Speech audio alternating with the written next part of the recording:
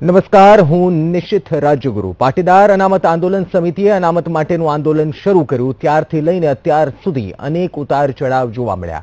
વિરોધ, વેર, વાતચીત, વર્ગ વિગ્રહ અને વાટાઘાટો અનેક વખત થયા, પરંતુ પરિણામ રૂપે કંઈ સામે ન આવ્યું. ત્યારે એક વર્ષ કરતાં વધારે સમયથી ઉઠેલા આ મુદ્દાનો ઉકેલ લાવવા ફરી એક વખત પાસ અને સરકાર વચ્ચે વાટાઘાટોનો દોર શરૂ થયો છે.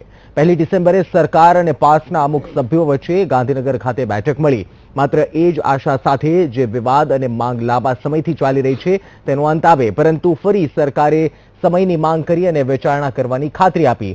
1 તારીખે જ પાસના વરુણ પટેલે નિવેદન આપ્યું હતું કે જો આ વખતે સરકાર કોઈ નિર્ણય સુધી નહીં પહોંચે તો આ અંતિમ બેઠક અને વાટાઘાટનો પ્રયાસ હશે. બીજી તરફ હાર્દિક પટેલે પણ નિવેદન આપ્યું હતું કે આ સરકાર અમિત શાહના ઇશારે ચાલે છે. ત્યારે સોમવારે નીતિન પટેલે આ મામલે ફરી એક વખત વિજય રૂપાણી સાથે વાતચીત કરી છે અને પાટીદાર આયોગની રચના મુદ્દે વાત કરી છે. તેવામાં જો ખરેખર પાટીદાર આયોગની રચના થાય તો શું એવું માનવામાં આવી શકે કે પાસ સામે સરકાર ઝૂકી ગઈ છે અને શું હાર્દિક પટેલની જીત થઈ છે? આ જ મુદ્દા પર ચર્ચા કરીશું અમારા આજના મહામંથનમાં.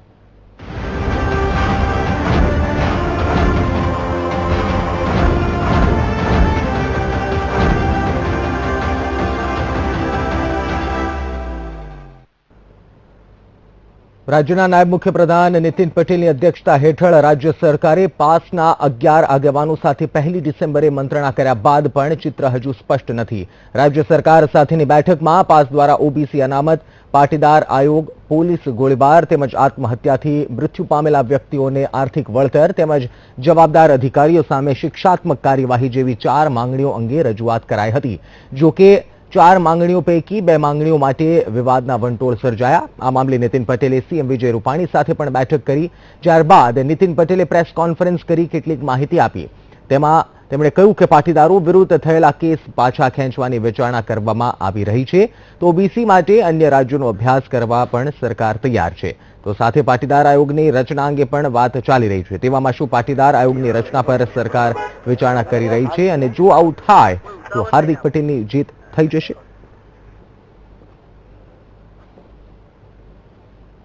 મુખ્યમંત્રી શ્રી અમારા પાર્ટીના સિનિયર નેતાઓ અને અન્ય લોકો સાથે જ્યાં જ્યાં અમે ચર્ચા કરી છે ત્યાં આયોગ રચવા અંગે પણ સાનુકૂળ રીતે વિચારણા કરવાની અમને કમિટીના મેમ્બર તરીકે સરકારમાંથી વિશ્વાસ આપવામાં આવ્યો છે.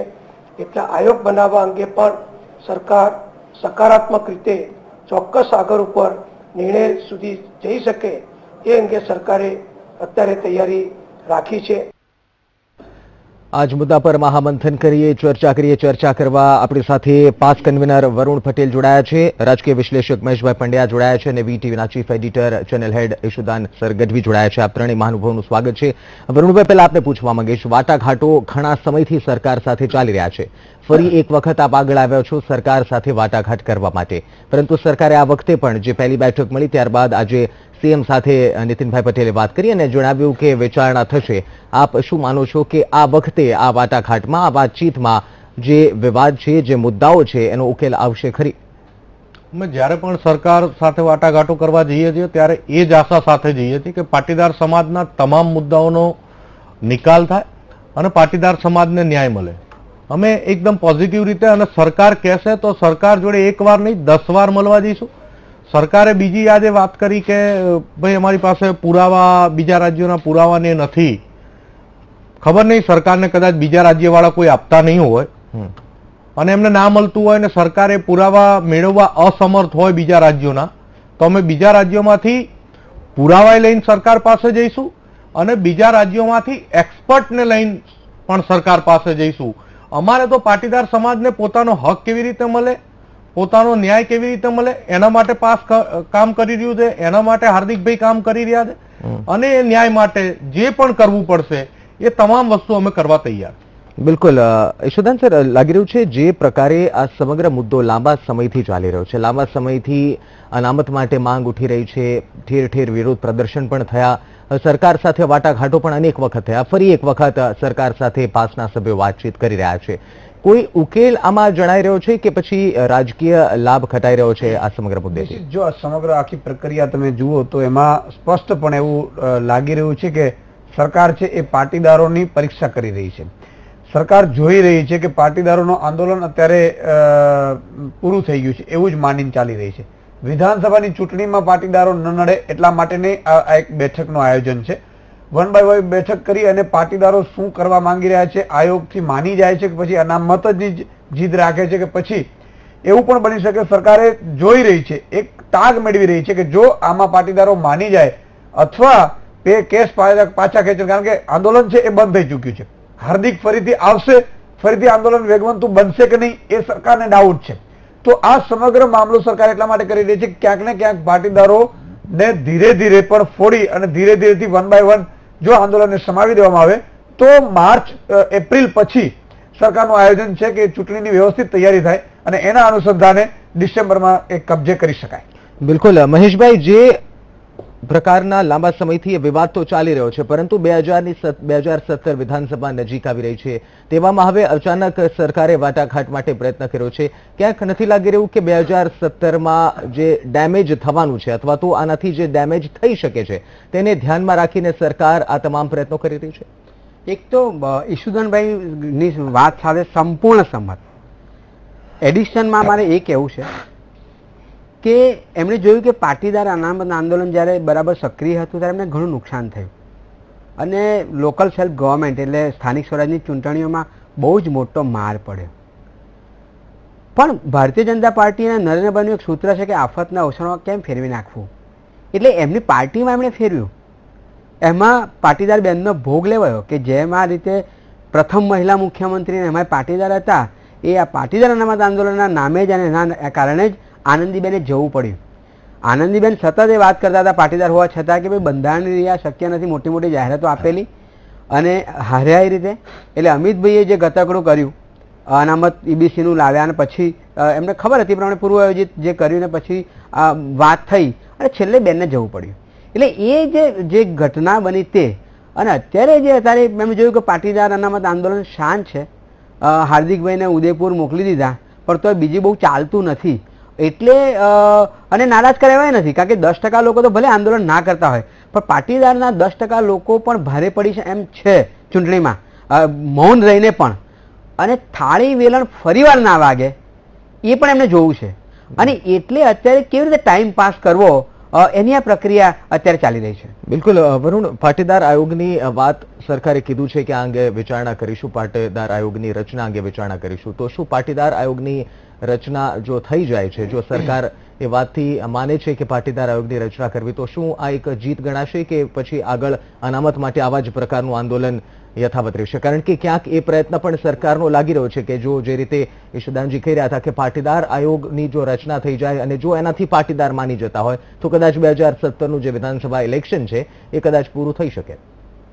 પહેલા તો મારા જે વડીલ બે મિત્રોએ જે કીધું કે આંદોલન શાંત પડી ગયું છે કે બંધ થઈ ગયું છે, હું એના બાબતે ચોખવટ કરવા માંગીશ કે ટૂંક સમય પહેલા જ સૌરાષ્ટ્રના ભાયાવદર મુકામે અમારું બહુ જ મોટું એક સંમેલન થયું હતું અને એ અમારી શક્તિનું કે એક આંદોલનનો એક ભાગ હતો. અને જે આંદોલન શાંત પડી ગયું છે એમાં જ્યારે ગુજરાતમાં કોઈ પણ કાર્યક્રમ કરવાનો હોય તો એના 2 દિવસ પહેલા પાસના તમામ કન્વીનરોની ધરપકડ કરી લેવામાં આવે છે. ગુજરાત સરકારના કોઈ પણ કાર્યક્રમો હોય તો અમારી ધરપકડ કરી લેવામાં આવે છે. મહિનામાં પરિસ્થિતિ એવી રહે 1 મહિનામાં 15 દિવસ અમે જેલમાં રહીએ છીએ, 15 દિવસ જ ઘેર રહીએ છીએ.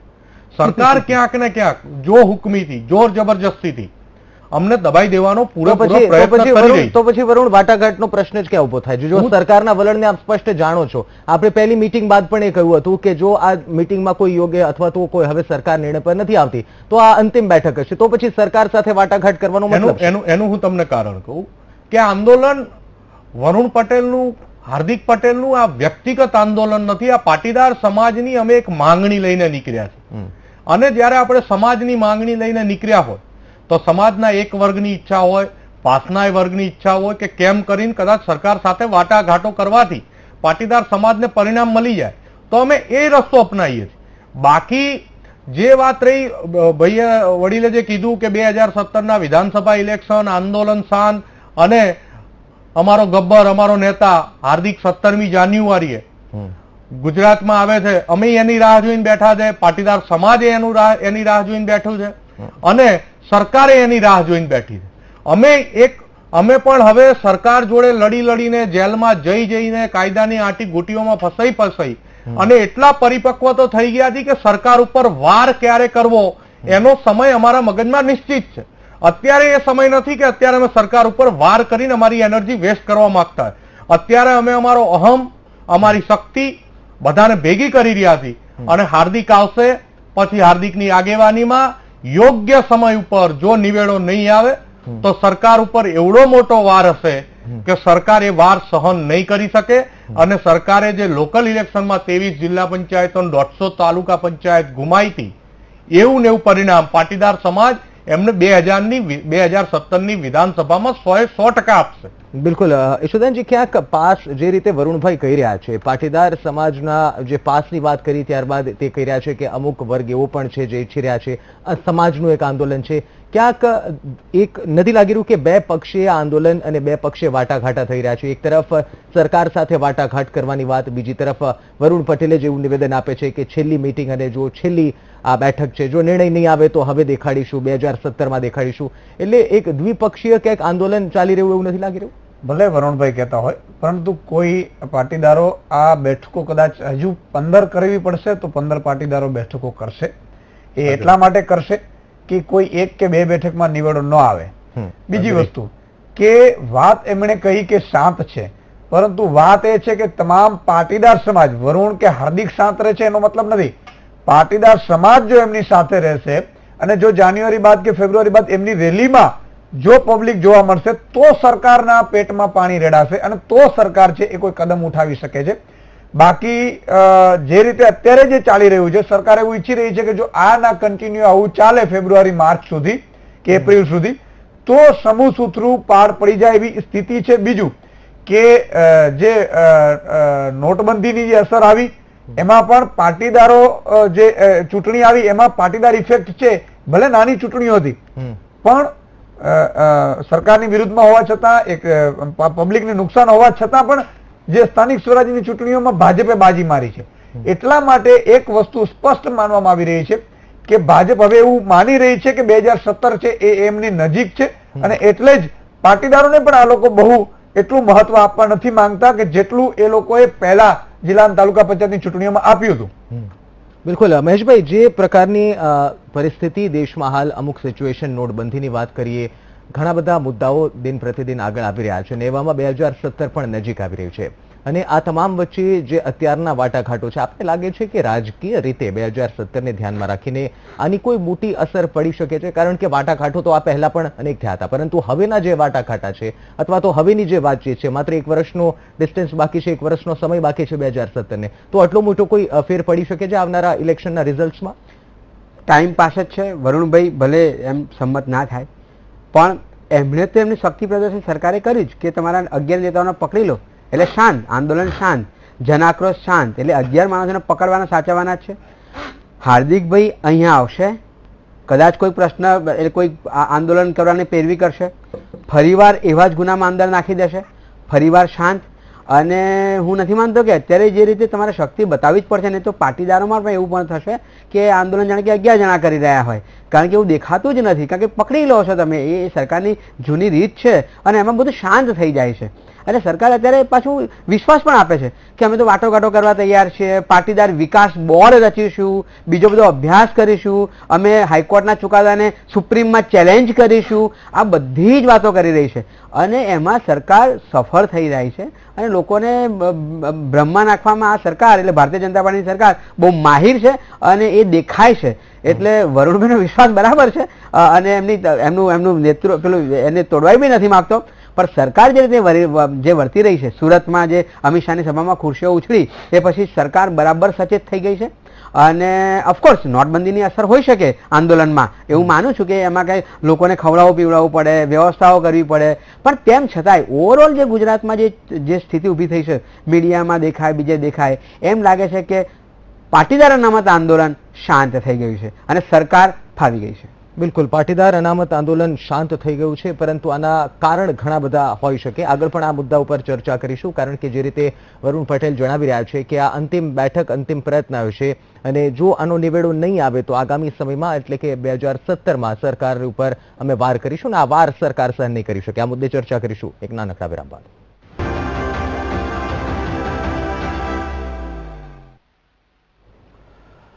Welcome back. આપ જોઈ રહ્યા છો વિશેષ રજૂઆત મહામંથન. મુદ્દે ચર્ચા થઈ રહી છે કે શું સરકાર ઝૂકી છે, શું સરકાર પાસની માંગ તરફ ઝૂકી છે. ત્રણ મહાનુભાવો આપણી સાથે સ્ટુડિયોથી જોડાયેલા છે.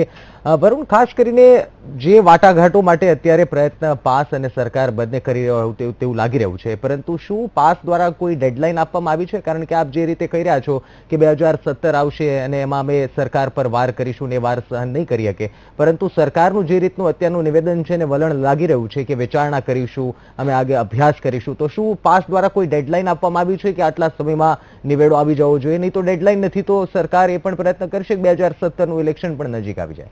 ડેડલાઇન હોય કે ના હોય, અમે એવા તો નથી કે આખું વર્ષ વાટાઘાટો કર્યા કરીએ. એટલે હું એ જ વાત કરી રહ્યો છું કે હું એ જ પૂછી રહ્યો છું કે સ્પેસિફિકલી આપે કોઈ રજૂઆત નથી કરી ને ડેડલાઇન. જે ગઈ વખતની અમારી વાત તમને કહું કે ગઈ વખતે અમને ખાલી એ વાતનો આનંદ હતો કે સરકારે 6 કલાક પાટીદાર સમાજની લાગણી સમજવા પ્રયત્ન કર્યો, એટલે અમને એવું લાગ્યું કે સરકાર ક્યાંક ને ક્યાંક પોઝિટિવ છે અને સરકાર એ કંઈક ને કંઈક સહમત થશે.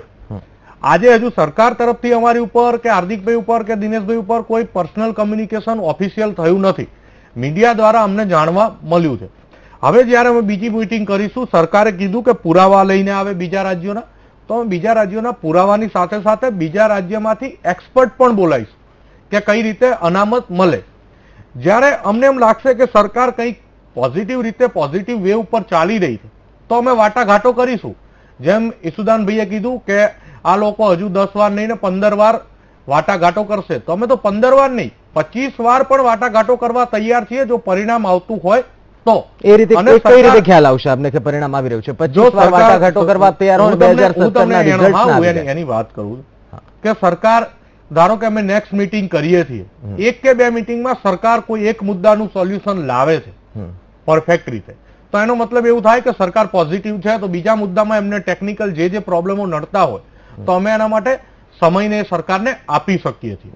એ તો અમારી જે 11 જણની જે હાર્દિકભાઈ દ્વારા જે કોર કમિટી બનાવવામાં આવી છે, પાટીદાર સમાજની જે આ 11 જણની જે ડેલિગેશન બનાવવામાં આવ્યું છે, એમાં દરેકને સમજણ પડે જ છે. સરકાર સાથેની વાતચીતથી એટલી ખબર પડે કે સરકાર ખાલી ટાઈમ પાસ કરી રહી છે, સરકાર કંઈક પોઝિટિવ વિચારી પણ રહી. બિલકુલ. ઈશુદાનજી, આપને લાગી રહ્યું છે કે આ જે વાટાઘાટ છે એનો એક સુખદ અંત પણ ક્યાંક આવી શકે છે? કારણ કે શક્યતા એવી પણ સેવાઈ રહી છે કે સરકાર, એક તો ઇલેક્શન નજીક આવી રહ્યું છે ને સરકાર એવા પણ પ્રયત્ન કરી રહી છે કે જો આ પોઝિટિવલી અથવા તો કોઈ નિર્ણય પર આવી શકાય, પોઝિટિવલી નિર્ણય પર આવી શકાય તો ફરી એક વખત પાટીદાર સમાજને પોતાના તરફ લાવીને 2017માં એક વિજય ડંકો વગાડી શકે. બહુ અઘરું છે. જે રીતે આનંદીબેન પટેલે કહ્યું હતું કે ભાઈ બંધારણમાં એવી કોઈ જોગવાઈ નથી. હવે પાટીદારોની જે માંગ છે એ 146 જે ઓબીસીમાં જે સમાજ છે એમાંથી એક સમાજને વધારી નાખવાનો છે, 147 કરવાની વાત છે. જ્યારે આ સરકાર એવું માની રહી છે કે આવું થઈ શકતું નથી. પાટીદારોની સંખ્યા છે એના અનુસંધાને એમને અનામત આપવું પણ એટલું જ કઠિન છે. તો આ સમગ્ર મામલો છે એના કારણે સરકાર ગૂંચવણમાં છે. બીજું કે સરકાર છે એ અનામત આવી રીતે આપી શકે એવી સ્થિતિમાં નથી અને પાટીદારો છે એ અનામત લેવા સિવાય મૂકવાની સ્થિતિમાં નથી. તો બે માટે સમાધાન આગામી સમયમાં થાય એ વાતમાં માલ એટલા માટે નથી લાગતું કે બંનેના રસ્તા છે એ જુદા છે, બંનેનો એમ છે એ અલગ છે. સિવાય કે સરકારને એવું લાગે કે હવે સરકાર જ જાય છે અને ના છૂટકે એણે બંધારણ વિરુદ્ધ, એટલે કે બંધારણ વિરુદ્ધ નહીં કહી શકાય, પરંતુ બંધારણમાં કોઈ ઓપ્શન શોધી, ટેકનિકલ મુદ્દાઓ શોધી અને કોઈ રસ્તો કાઢે ને પછી પાટીદારોને મનાવે કે ભાઈ અમે 80% માંથી 60% આવ્યા છીએ ને તમે 30 ઉપરથી તમે 60 ઉપર જાઓ, એ રીતે કરીને કોઈ રસ્તો કાઢે તો નવાઈ નહીં. પરંતુ મને લાગે છે ત્યાં સુધી આ મુદ્દો છે એ જલ્દી ઉકેલાય એવું લાગતું નથી. બિલકુલ. મહેશભાઈ, જે રીતે ઈશુદાનજી કહી રહ્યા છે કે ટેકનિકલી જોવા જઈએ, જે રીતે આનંદીબેને કીધું હતું કે બંધારણીય રીતે એ શક્ય નથી કે અનામત આપવું, પરંતુ જે હાલ રજૂઆત કરવામાં આવી છે કે બાકીના જે સ્ટેટ છે ત્યાં 49% કરતાં વધારે અનામત આપવામાં આવે છે, તો શું એને ધ્યાનમાં રાખીને બંધારણીય રીતે આપને લાગે છે કે ટેકનિકલ ટર્મ્સ સાથે એ શક્ય બને કે ગુજરાતમાં એ પાટીદાર અનામત જે પાટીદાર સમાજ છે એમને અનામત આપવામાં આવે 49% પર થઈને? ના, એ તો સુપ્રીમ કોર્ટે કહ્યું જ છે અને સરકારને ખબર બી હતી. એટલે એ જે ઈશુદાનભાઈ બોલ્યા તે થાય કે ભાઈ જે ઈબીસીમાં જે વધારો એક જ્ઞાતિ ઉમેરી દો, એમ જો થાય તો શક્ય બને. પણ તો એની સામે ઓબીસી ભડકે કે ભાઈ અમારામાં કેમ પાટીદારો તમે મૂકો છો, એ ક્યાં ગરીબો છે, એટલે એક બીજો ઝઘડો ઉભો થાય. બાકી 1% પણ વધારી તો શકાય જ નહીં, જે તો સુપ્રીમ કોર્ટે સ્પષ્ટ ના પાડી છે, જે ખબર છે. પણ મારે બીજું નિશ્ચિતભાઈ એ કહેવું છે કે સરકારે આ રીતે ઉલ્લુ બનાવ્યા, બહુ તકલીફ પડી, હાઈકોર્ટે ના પાડી, જે પ્રવેશ મળ્યો વિદ્યાર્થીઓને મેડિકલમાં, અભ્યાસ લેટ થયો, આ બધું બન્યું, પણ તોય ગુજરાતની પ્રજા શાંત હતી. એટલે એનો મતલબ એવો થયો વરુણભાઈ કે હવે ગુજરાતની પ્રજા પણ સમજી ગઈ છે ને કે ભાઈ આ બધું ચાલ્યા કરશે, આપણે આમાં કંઈ પડવું નથી ને, શાંત રહો. એટલે હવે પાટીદારોએ પણ થોડીક માગણીની પીછેહટ કરવી પડે, અનામતની છોડીને બીજી જે વાજબી માગણીઓ જે હાર્દિકભાઈ વારંવાર બોલતા હતા કે પાટીદારો આત્મહત્યા કરી રહ્યા છે, કેશુના કિસાનો છે, એમના શિક્ષણની વ્યવસ્થા છે, એ તરફ જો જાય તો કદાચ વાટાઘાટો શક્ય બને. બાકી તો હું નથી માનતો કે અમે કંઈ આગળ આવે ને સરકારને ખબર પડી છે કે બીજા લોકો એમની સાથે નથી અને પાટીદારો પણ નથી, એ જોઈ રહ્યા છે. એટલે 2017 સુધી કેમ ટાઈમ પાસ કરવો એ જ અગત્યનું છે, એમાં સરકાર ફાવી ગઈ છે. બિલકુલ વરુણભાઈ, જે રીતે મહેશભાઈ કહી રહ્યા છે, શું એ શક્યતા છે કે પાસ અને પાટીદાર સમાજ પોતાની જે 5 થી 6 મુદ્દાઓની, જે 4 થી 5 મુદ્દાઓની માંગ છે એમાં કોઈ ફેરફાર કરી શકે? જો સરકાર 2 કદમ આગળ આવે તો શું પાટીદાર એમાં કોઈ ફેરફાર કરી શકે? કોઈ પેકેજની વાત, અથવા તો સરકાર ટેકનિકલ કોઈ ટર્મ્સ મૂકે અથવા તો શરતો મૂકે કે અનામત કરતા પાટીદાર સમાજને આ મળી શકે છે, તો શું હિતમાં હશે તો પાટીદાર સમાજ આગળ આવશે? કે એક જે અત્યારથી લાંબા સમયથી જોવાતું આવ્યું છે કે માત્ર અનામત ને અનામત? આનો નિર્ણય પાટીદાર સમાજ કરી શકે છે. કદાચ જો એવી કોઈ બાબત આવશે, અત્યાર હાલ તો જે અમારી માંગણી છે સ્પષ્ટપણે છે કે પાટીદાર સમાજને બંધારણીય રીતે અનામત આપો, અને એમાં અમે કોઈ બાંધછોડ કરવાની અમારી 1% પણ તૈયારી નથી. અને જેમ મારા વડીલે કીધું તો ભારતના બંધારણમાં 125 વાર પરિવર્તન કરવામાં આવ્યું છે. હોય 1 કલાકમાં માનનીય પ્રધાનમંત્રી મધ્યરાતથી 500 ને 1000ની નોટો બંધ કરી શકતા હોય, તો આ ખાલી ને ખાલી વાત સરકારની ઈચ્છા શક્તિ ઉપર ડિપેન્ડ છે. અને જે ગઈ વાત આનંદીબેનની જે એમને વાત કરી, તો આનંદીબેને તો એવું એ કીધું હતું કે બંધારણીય રીતે અનામત શક્ય નથી, તો સામે આનંદીબેને એ કીધું હતું કે પાટીદારો ઉપરના 90% કેસો પાછા ખેંચાઈ ગયા છે. એટલે વરુણભાઈ, એક સિમ્પલ સવાલનો જવાબ નથી મળી રહ્યો. હું તમને સિમ્પલ એ પૂછી રહ્યો છું કે સરકાર જો કદાચ એવા કોઈ નીતિ નિયમ કે ટેકનિકલ ટર્મ્સ અથવા તો એવી રજૂઆત પાસ સામે પાટીદાર સમાજના જે આગેવાનો, તમારી જે કમિટી બની છે એને પૂછે, તો શું કોઈ એમાં મોલ્ડિંગ અથવા તો તમારી જે માંગ છે એમાં કોઈ ફેરફાર કરવા તૈયાર થશો? પરંતુ આપ કહી રહ્યા છો કે 1% અમને ઈચ્છા નથી કે અનામત સિવાય. એટલે જો કદાચ હિતમાં હશે પાટીદાર સમાજને તો પણ આપ એ માંગ છોડવા તૈયાર નહીં થાવ? પાટીદાર સમાજના હિતમાં હશે તો અમે કંઈ પણ કરવા તૈયાર છીએ. આ લડાઈ જ પાટીદાર સમાજના હિત માટે છે. અનામતથી પરે થઈને વાત કરી રહ્યો છું, અનામત સિવાયની વાત કરી રહ્યો છું. એક વસ્તુ તમને કહું કે આ લડાઈ પાટીદાર સમાજના હિતની લડાઈ છે. પાટીદાર સમાજનું હિત અત્યારે અમને એવું લાગ્યું છે કે પાટીદાર સમાજને ઓબીસી કે ઓબીસી ને સમકક્ષ બંધારણીય અનામત મળે તો એમાં પાટીદાર સમાજનું હિત છે. હવે જો સરકાર કોઈ એવી ઓફર લાવે અનામતથી પણ મોટી, અનામતથી પણ સારી, અને એમાં પાટીદાર સમાજનું હિત અનામત કરતા પણ વધારે રહેલું હોય તો 100% સ્વીકારીશું. બાકી અનામતથી કંઈ ઓછું પાટીદાર સમાજને ખપશે નહીં. બિલકુલ. વરુણભાઈ, ઈશુદાનજી અને મહેશભાઈ, આપ ત્રણેય અમારી સાથે ચર્ચામાં જોડાયા બદલ આપનો ખૂબ ખૂબ આભાર. તો દર્શક મિત્રો, જે હાલ નાયબ મુખ્યમંત્રી ડેપ્યુટી સીએમ નીતિનભાઈ પટેલે કીધું છે કે વિચારણા કરવામાં આવશે અને આ અંગે નિર્ણય કરવામાં આવશે, પરંતુ આગામી સમયમાં ખ્યાલ આવશે કે હકીકતમાં વાટાઘાટ સફળ રીતે પૂર્ણ થાય છે કે નહીં. વિશેષ રજૂઆત માટે બસ આટલું જ. નમસ્કાર.